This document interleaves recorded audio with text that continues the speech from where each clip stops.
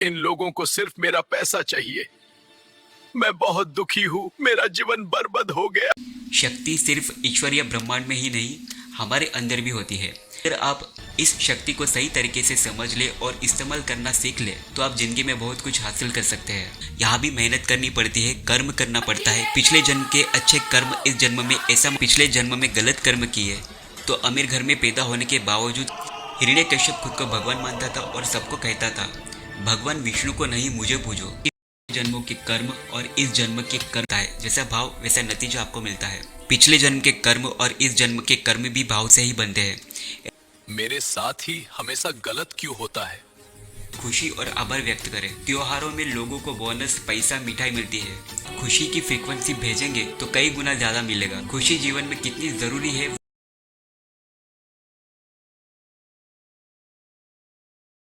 अगर आपने अपनी इच्छा या सपने पूरे करने के लिए या कोई परेशानी दूर करने के लिए अब तक पूजा पाठ, बड़े हवन, ज्योतिष के उपाय जैसे रत्न या मोती पहनना या फिर मेडिटेशन और लॉ ऑफ अट्रैक्शन जैसे तरीके अपनाए होंगे और उसमें ढेर सारा पैसा और समय खर्च कर दिया होगा लेकिन कोई फ़ायदा नहीं हुआ होगा, तो ये वीडियो आपके लिए है।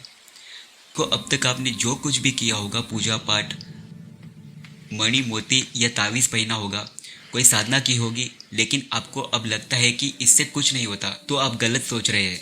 जो कुछ भी आपने किया उसका फ़ायदा ज़रूर होता है। बहुत से लोग तमाम उपाय करने के बाद जब नतीजा नहीं मिलता तो सोचते हैं कि ये सब पिछले जन्मों के कर्म का फल है और सब कुछ छोड़ देते हैं। हाँ, ये सच है कि पिछले जन्मों के कर्म और इस जन्म के कर्म ही आपकी परेशानी या अधूरी इच्छाओं का कारण होते हैं। लेकिन जैसे हर बीमारी का इलाज होता है वैसे ही आपकी समस्याओं का भी समाधान है, वो भी बहुत ही आसान। आप बिना एक भी रुपया खर्च किए अपनी हर परेशानियों से निकल सकते हैं और अपनी इच्छाएं पूरी कर सकते हैं, जो इस पूरे वीडियो में आपको जानने को मिलेगा। तो इस पूरे वीडियो को हेडफोन लगाकर अच्छे से सुनो, देखो और समझो। अगर आपने पूजा पाठ, हवन, रत्न, तावीज़ या लॉ ऑफ अट्रैक्शन जैसे तरीके अपनाए हैं तो इतना तो पक्का है कि आप किसी न किसी शक्ति पर विश्वास करते हैं और वो शक्ति जो चाहिए वो दे सकती है या परेशानियों से दूर कर सकती है, ये आप में उम्मीद है। इसलिए आपने इन चीज़ों को आजमाया होगा, लेकिन जो भी उपाय आपने किए वो अपने जगह पर सही हो गए, पर कहीं ना कहीं आपने गलती की होगी। शक्ति सिर्फ ईश्वर या ब्रह्मांड में ही नहीं, हमारे अंदर भी होती है। यही वो शक्ति है जिसके सही इस्तेमाल से हमें ऊंचाई पर पहुंचा सकती है या गलत इस्तेमाल से हमें नीचे गिरा सकती है। अगर आप इस शक्ति को सही तरीके से समझ ले और इस्तेमाल करना सीख ले तो आप जिंदगी में बहुत कुछ हासिल कर सकते हैं। इस वीडियो में आगे बढ़ने से पहले मैं आपको बताना चाहता हूँ कि जो कुछ भी मैं यहाँ बता रहा हूँ वो मैंने एक किताब में विस्तार से और समझाते हुए दिया है, क्योंकि सब कुछ वीडियो में बताना मुश्किल है। किताब में वो सारे तरीके हैं जिनसे आप अपनी इच्छा पूरी कर सकते हैं या परेशानियों का समाधान आप खुद निकाल सकते हैं। इस किताब का लिंक वीडियो के डिस्क्रिप्शन में है, आप इसे अपने मोबाइल पर पढ़ सकते हैं और इसके तरीके अपना सकते हैं। अब मैं आपको बिल्कुल आसान तरीके से बताने की कोशिश करूंगा। ईश्वर या ब्रह्मांड एक ही शक्ति है। हमारा पूरा ब्रह्मांड एक ही ऊर्जा से बना है। आप, मैं, धरती, आकाश, तारे, सूरज, चांद, पेड़ पौधे, जीव जंतु सब इसी एक ऊर्जा से बने हैं। इसलिए जो हम चाहते हैं वो हमें मिलता ही है। हम ईश्वर या ब्रह्मांड से जो मांगते हैं वो हमें देते हैं। आपने जो कुछ भी मांगा होगा वो आपको मिला ही होगा, लेकिन अक्सर हम गलत तरीके से मांगते हैं। तो आपको जो मिला है वो आपके मांगने से ही मिला होगा, चाहे वो खुशी हो या कोई समस्या। जब आप ईश्वर से कुछ मांगते हैं तो उसमें आपके विचार होते हैं, लेकिन क्या कभी सोचा है विचार बनते कैसे हैं? विचार में होती है हमारी यादें, शब्दों और इमोशंस यानी कि भाव, और इनमें सबसे बड़ी शक्ति होती है शब्दों में छुपे भाव की। जैसे आपके भाव होंगे वैसे ही आपको मिलेगा। उदाहरण के लिए, अगर आप कहते हैं, हे भगवान मैं बहुत परेशान हूँ, मुझे इस परेशानी से निकालो, या मैं बहुत गरीब हूँ, मुझे इस गरीबी से निकालो, इसमें ज़्यादातर नकारात्मक शब्द और उनके भाव होते हैं।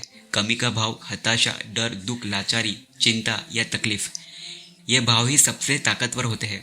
जैसे भाव होंगे वैसे ही आपके शरीर में हार्मोन्स बनेंगे और ये हार्मोन्स हमारी एंडोक्राइन ग्लैंड यानी अंतस्रावी ग्रंथि बनाती है।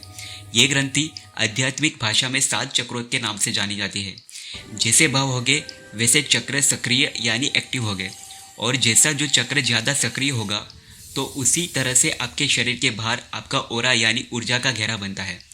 जैसा ओरा होगा वैसा ही ब्रह्मांड में फ्रीक्वेंसी जाती है। आपको लगता है कि आपने अपनी कमी पूरी करने के लिए मांगा, लेकिन असल में आपने अपनी कमी को ही दोबारा मांगा। और जितना गहरा भाव होगा उतना ज़्यादा वैसा ही मिलेगा। अगर आप चिंता, डर या कमी के भाव से मांगते हैं तो वही मिलता है। जैसे आपने पूजा पाठ करते समय मांगा, हे ईश्वर मुझे इस परेशानी से निकालो, तो इसमें परेशानी पर ध्यान केंद्रित है, सॉल्यूशन पर नहीं। आप ईश्वर से मदद तो मांग रहे हैं, लेकिन आपकी पूरी चेतना परेशानी शब्द पर टिकी है। यानी आपका मन और ऊर्जा उस परेशानी को महसूस कर रहे हैं, न कि उससे मुक्त होने की स्थिति को। जब आप कहते हैं निकालो, तो आप ब्रह्मांड को संकेत दे रहे हैं कि आप फंसे हुए हैं, और ब्रह्मांड वही स्थिति और परिस्थितियां दोहराता है जो आप महसूस करते हैं। ब्रह्मांड आपकी वर्तमान भावना को सुनता है, आपके शब्दों को नहीं। इसलिए परेशानी से निकालो की जगह वह परेशानी ही और बढ़ा देता है। हिंदू बहुत सी धार्मिक कहानियां भी यही समझाने की कोशिश करती है। बहुत सी कहानियां हैं जो बताती है कि आपके भाव और रोजमर्रा के शब्द ही वो चीज़ें आकर्षित करते हैं जो शायद आपको नहीं चाहिए होते हैं। जैसे हिरण्यकश्यप और प्रहलाद की कहानी आपने सुनी होगी। हिरण्यकश्यप खुद को भगवान मानता था और सबको कहता था, भगवान विष्णु को नहीं मुझे पूजो। वो दिन रात यही कहता रहता था, अपने बेटे प्रहलाद के सामने भी। लेकिन इसका उल्टा हुआ। प्रहलाद दिन रात विष्णु के नाम का जाप सुनता रहा और विष्णु की ओर जिज्ञासा के कारण आकर्षित हो गया। वह भगवान विष्णु का सबसे बड़ा भक्त बन गया और विष्णु के नरसिंह अवतार ने हिरण्यकश्यप का अंत किया। हिरण्यकश्यप की बहन भक्त प्रहलाद को जलाने गई और खुद जल गई। इसी तरह श्री कृष्ण और कंस की कहानी भी यही सिखाती है।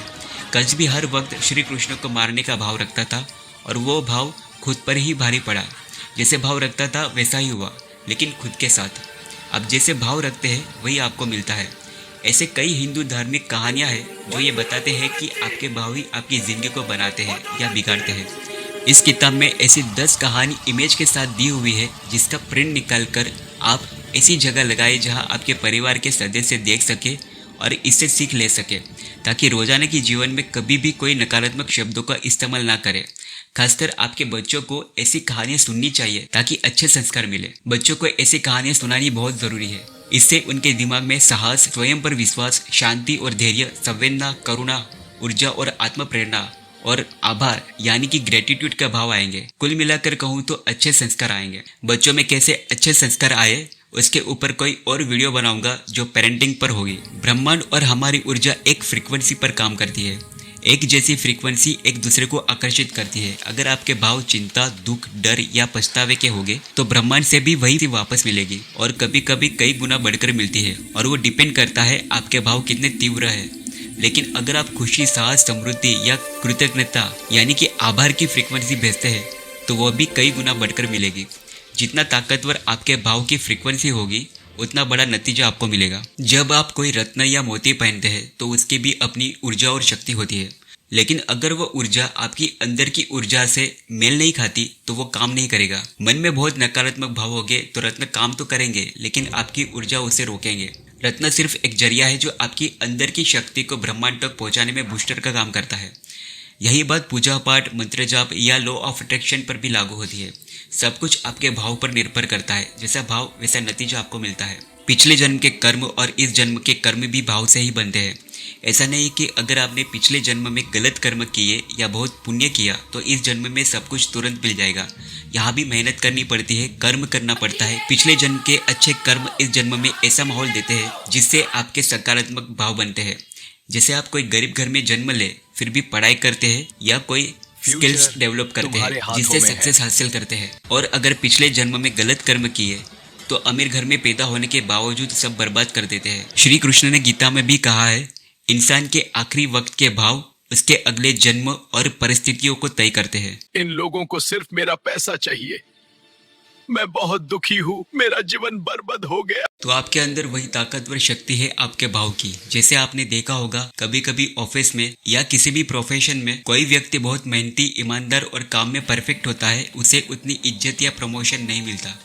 दूसरी तरफ कोई ऐसा व्यक्ति जिसे इतना कुछ नहीं आता, इतना मेहनत नहीं होता, लेकिन वो सबका फेवरेट होता है और जल्दी प्रमोशन भी पा लेता है। इसका कारण है उसके भाव। उसके भाव ऐसे होते हैं जिससे वह माहौल और परिस्थितियां बना लेता है, जिससे वो सब कुछ आकर्षित करता है, जैसे खुशी, साहस, उम्मीद। लेकिन जो व्यक्ति स्ट्रगल करता है उसके भाव में डर, कमी, जलन या कॉन्फिडेंस की कमी होती है। मेरे साथ ही हमेशा गलत क्यों होता है? अब सवाल ये है, हम सब अपने भाव कैसे कैसे बदले होगा? और समस्याओं का हल कैसे निकाले। आपको अपने भाव बदलने होंगे। जैसे ही आप अपने विचारों को गति देने वाले भाव बदल देंगे, तब आपके विचार उसी दिशा में बनेंगे और ईश्वर के पास और ब्रह्मांड में ऐसी तरंग भेजेंगे जिससे आपको फिर वही सब कुछ मिलेगा। खुशी भेजोगे तो खुशी मिलेगी। इसको कैसे करें, उसके लिए इस किताब में प्रैक्टिकली बताया हुआ है। इसको आपको रोजाना अपने जीवन में अपनाना होगा। सिर्फ वीडियो देखकर जानकारी लेने से काम नहीं होगा, आपको सब कुछ प्रैक्टिकली जीवन में अपनाना होगा। इसके लिए किताब पढ़नी होगी, साथ ही इसमें दिए हुए इमेजेस को ऐसी जगह लगाना होगा जहां पर आप और आपके परिवार के लोग इसे रोज देख सके। इस किताब में बताया गया है कि कैसे आप नकारात्मक विचारों को सकारात्मक ऊर्जा में बदल सकते हैं। हमारे विचार एक चैन की तरह जुड़े होते हैं। पुरानी यादें आती है, कुछ अच्छी कुछ बुरी, और जब बुरी यादें उठती है तो यादों की सारी श्रृंखला यानी चैन चलने लगती है। फिर वो दिमाग से जल्दी जाती नहीं है, क्योंकि उसमें बहुत ही नकारात्मक इमोशंस यानी भाव होते हैं। ये भाव बहुत ही तीव्र होते हैं। इस किताब में आसान तरीका बताया गया है कि कैसे नकारात्मक विचारों से दूर भागने के बजाय उन्हें सकारात्मक में बदले, ताकि वे आपको परेशान न करें। अभी त्योहारों का सीजन चल रहा है, गणेश चतुर्थी, नवरात्रि, दिवाली, जहाँ हर जगह खुशी का माहौल होता है। ऐसे समय में अगर आप खुशी और आभार के भाव से ब्रह्मांड से कुछ मांगते हैं तो वो चीजें कई गुना बढ़कर लौटती है। याद रखें, ईश्वर के सामने परेशानी, दुख, डर, जलन के भाव से नहीं मांगना। ईश्वर के सामने खुशी और आभार व्यक्त करें। त्योहारों में लोगों को बोनस, पैसा, मिठाई मिलती है और इससे मिलने वाली खुशी सब कुछ ज्यादा मिलता है, और इससे मिलने वाली खुशी बहुत ही तीव्र फ्रीक्वेंसी बनाती है। यही वो समय है जब आप खुशी की फ्रीक्वेंसी भेजेंगे तो कई गुना ज्यादा मिलेगा। खुशी जीवन में कितनी जरूरी है वो इस किताब को पढ़ने से आपको एहसास होगा। ये सिर्फ किताब नहीं बल्कि आपकी जिंदगी बदलने का रास्ता है। इसमें बताए गए तरीके आपको आपकी असली शक्ति से जोड़ देंगे और सिखाएंगे कि कैसे आप हर पल को खुशियों में बदल सकते हैं। आप इस वीडियो के बारे में क्या सोचते हैं या कुछ पूछना है तो कमेंट करके जरूर बताइए। अगर आपको ये वीडियो थोड़ा भी मददगार लगा तो इसे अपने दोस्तों और परिवार वालों के साथ शेयर करें, क्योंकि आपके साथ आपके खुद के लोगों को बदलना जरूरी है ताकि आपके नजदीक सकारात्मक वातावरण रहे। खासकर उन लोगों के साथ वीडियो शेयर करें जो अपनी परेशानियों से जूझ रहे हैं। वीडियो को लाइक करना मत भूलिए, चैनल को सब्सक्राइब करें और बेल आइकन दबाइए ताकि अगली वीडियो का नोटिफिकेशन आपको मिलता रहे।